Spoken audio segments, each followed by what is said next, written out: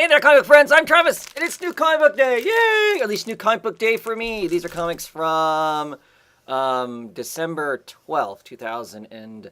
I got the books on Friday, actually. It's Saturday morning. I'm doing a video Saturday morning. I'm not at work. It's amazing. At any rate, so it's telling me this week I got another 21 books. So I don't know what's up with these. Suddenly I'm back to 20 books plus a week. I really didn't think I'd ordered more books. I know I'm ordering less coming up. So yeah, that's kind of, I don't know what that's about. What do we got? Got a bunch of junk here. Should we check out the junk? What's the junk? Comic shop news. Batman 64. Oh yeah, Batman 64, which isn't done by Tom King. It's a Flash crossover. One of my least interesting things. So, it looks like it's a bunch of ads talking about comics. Comics from Image in February, which I'll actually check this out. I don't think it's got anything in here, I don't. And it's just got, the inside is really just order codes. Order codes for the comics. So, you know what? I don't rightly care. What's this one? This one is Comic Shop News Winter Preview. Winter is coming! And we've got a whole bunch of the snowy, wintry characters from the DC and Marvel Universe. And a blurb from some of the smaller companies.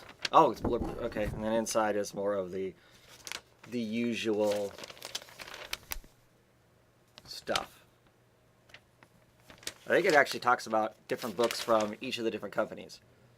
Of course, DC and Marvel get a bigger chunk in it, looks like, but more junk. Stuff I don't care about. At any rate, first up we got Batman the Damned, issue number 2.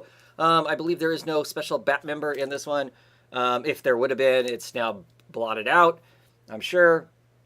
I actually enjoyed the first issue beyond the controversy. Really loved the art. And I'm curious to see what's in it. It's got all these kind of mystical and magical characters. Supposedly the Joker's dead. Questionable whether or not Batman killed him. Batman can't remember, so Batman's trying to figure it out.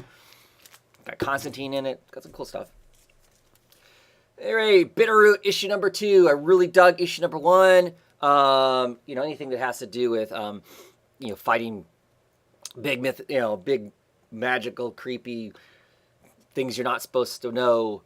Beasties, I'm always down for. A great group of characters set in the 20s or 30s? I want to say, almost feels like Prohibition time, but I cannot. 1924. See, it was the 20s. And here's our cast of characters here. But yeah, great art in it. By Sanford Green. So it's got that Power Man Iron Fist vibe to it if you happen to read that Marvel book. But yeah, I really dig it. I dig it a lot. Great book.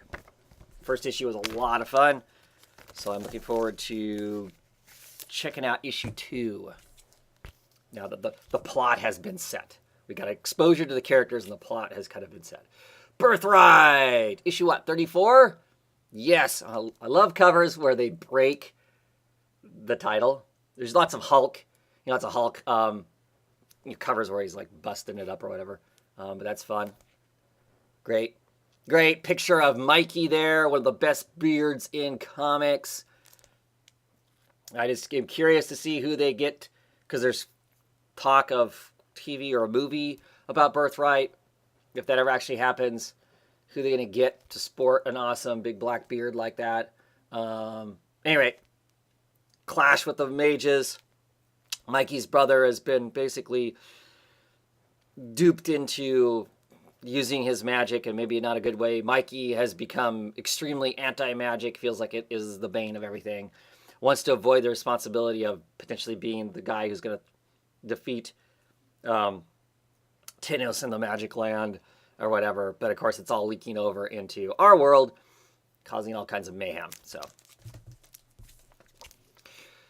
Evolution, or Animosity Evolution. Number 9. Curious to see how this plays out. Last issue ended on a cliffhanger. We get to see the other power player in the San Francisco area, the person that the dolphins have been working for, the seagulls have been working for, the sea lions have been working for. All this stuff rises out of the ocean, and I was super stoked by that. Chances are Wintermute is going to be in serious trouble. But we'll see how it plays out. It almost seems like it's a suicide mission, but I'm not 100% sure that's the plan or not. Much larger kind of political story around the whole, animals become sentient and can talk like humans, versus Animosity, which is a much more personal adventure of a dog and his girl. So, Wonder Woman, issue number 60. The Unbeatable Enemy. It's not a bad book. G. Willow Wilson on it now. But the storyline itself feels very pedestrian. And maybe I just had high hopes that if she was on it, she was going to say something or venture someplace different. And so far, it doesn't really feel that way. And maybe that's just a really high expectation for me. Excited to have somebody I'm interested in on the book and wanted to be blown away. Maybe I've read enough Wonder Woman stuff and there's clearly, 600 and some issues probably of Wonder Woman stories out there. Probably a little harder to come up with something different, right? I don't know. But we can say that about a lot of the big characters. I have high hopes, I hope. I hope it'll turn around. Green Arrow, issue number 46. Target Oliver Queen. I love that cover. This has got the Benson sisters on it still, so maybe this is the last issue of the Benson sisters. I was thinking the last one was. And curiously, last week, I got an issue of Green Arrow. So that issue must have been late getting to me because it wouldn't be a week between issues. I don't think. Okay, I get it now. Looking at the cover here, this red spot is the face of the Citizen, who's been basically hunting Oliver Queen down. Check it out. I actually haven't read the last issue yet. I'm about halfway through my last week's pile because 'tis the season and all. So, anyway, Justice League Dark, issue number 6 by Blue Devil's Axe. Detective Chimp Must Die. Really excited to see Blue Devil, even this version of Blue Devil. Curious to see how this plays out. Blue Devil seems to be running the world that Nightmaster was in charge of, and when Nightmaster died, gave the Nightblade to Detective Chimp and basically made him responsible for taking care of stuff, and clearly it didn't go well. So I'm looking forward to checking that out and seeing what that's all about. Yes! I'm reading Spider-Man, but I'm reading Miles Morales' Spider-Man. New creative team, new direction, your new favorite book, and I'm hoping so. I love that cover. That's a very striking cover. I have not read, I think I've read one comic book that has had Miles Morales in it. I know back in the day, the Miles Morales stuff from the Ultimate Universe was fabulous, I hear. I am a huge fan of Saladin Ahmed, who wrote the Black Bolt series for Marvel, has wrote Abbott.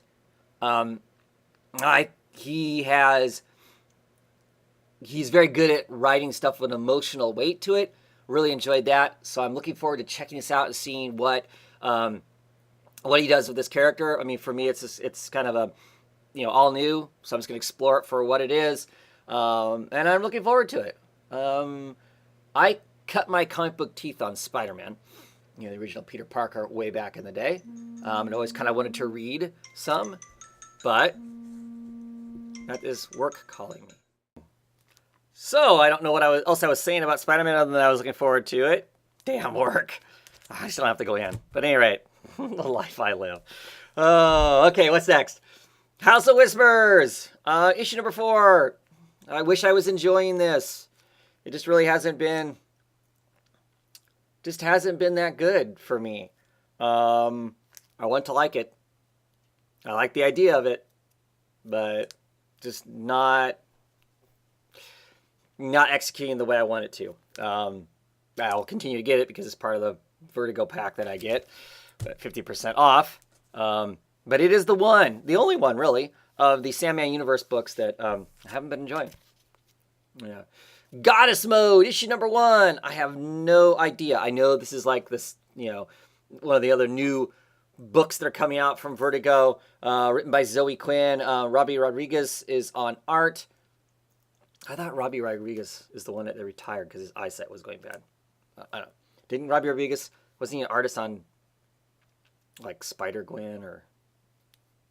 Anyway, I may be remembering differently. So, no idea what this is about whatsoever. Because like I said, I just get all of the Vertigo stuff because I get it in a bundle at 50% off. So trying a new book from them is no big deal. Plus I get it anyway just because it's a Vertigo book. So clearly it is some sort of modern reality. Fancy computers and whatnot. Yeah, I'm almost positive that Robbie Rodriguez is the guy who... Because Robbie Rodriguez also, I believe, did the art on FBP too, right? Federal Bureau of Physics. So I'm going to dig the art. If that's the case, I'm going to dig the art. There's no doubt about it. Yeah, some wild colors going on there and some trippy stuff. But like I said, no idea. No idea. I'm assuming it's like hacking or that sort of thing. The Goddess Mode is some sort of a virtual thing, maybe? I don't know. I guess we'll find out, huh? Detective Comics, the countdown to 1,000. There it is, Detective Comics 994. Finally, we have Tomasi on the book. I'm really looking forward to checking out his detective story. I've really started liking Mankey's art quite a bit. I want to say it has a lot to do with Mendoza doing the inks. I did not like Mankey for a long time, but I really do kind of like his detailed style. But I want to say that it bad over his face. Let's see here. Big splash page. Yep. Jamie Mendoza does the inks. And I really think that's what makes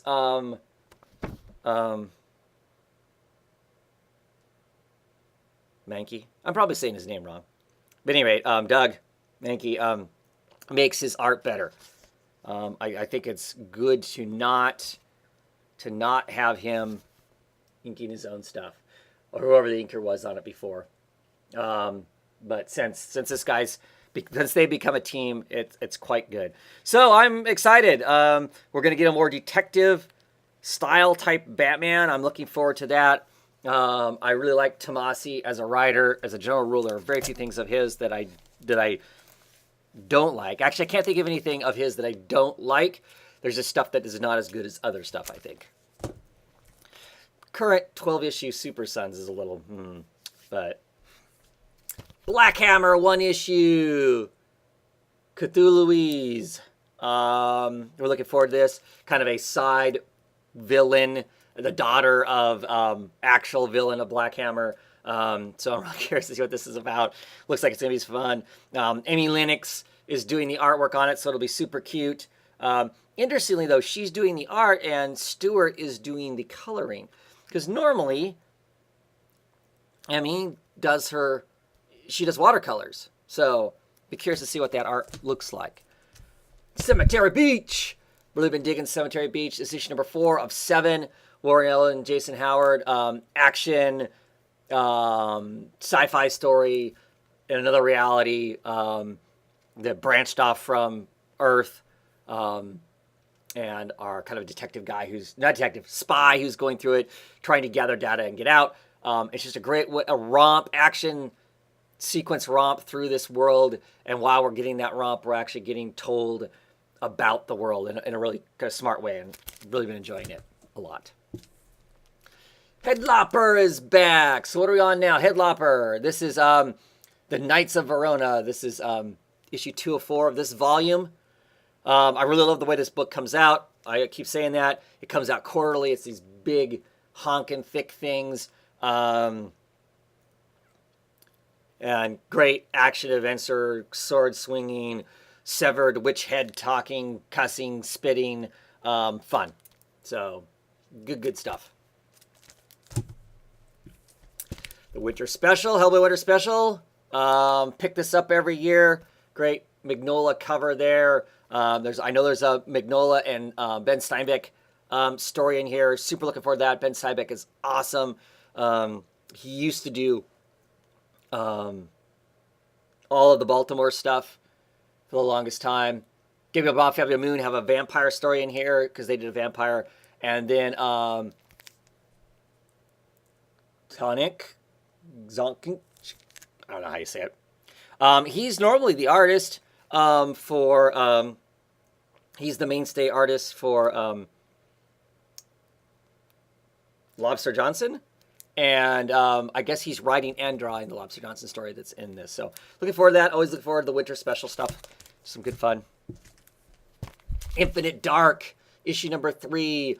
The proverbial shit is starting to hit the fan. Some more people have gone crazy on the spaceship that's floating in nothingness.